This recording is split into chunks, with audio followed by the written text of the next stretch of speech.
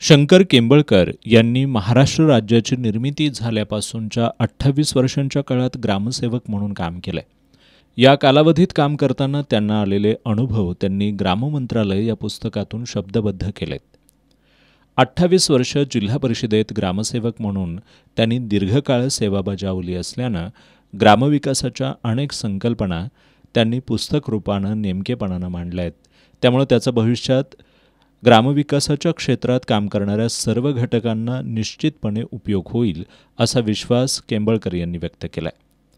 या पुस्तकाचा विषय आणि त्याची उपयुक्तता लक्षात घेऊन जिल्हा परिषदेचे प्रशासक तथा मुख्य कार्यकारी अधिकारी संतोष पाटील यांनी स्वतः पुढाकार घेऊन आपल्या दालनामध्ये त्यांनी या पुस्तकाचं प्रकाशन केलंय. ही बाब आपल्यासाठी अभिमानास्पद असल्याचं लेखक केंबळकर यांनी सांगितलं. स्पर्धा परीक्षा मार्गदर्शक प्राध्यापक जॉर्ज क्रूज यांनी ग्रामीण भागातील वाड्या वस्त्या आणि खेडी स्वयंपूर्ण करायचे असतील तर शंकर केंबळकर यांनी आपल्या पुस्तकात नोंदवलेली निरीक्षणं आणि सुचवलेल्या उपाययोजना निश्चितपणे उपयुक्त ठरतील असा विश्वास व्यक्त केला.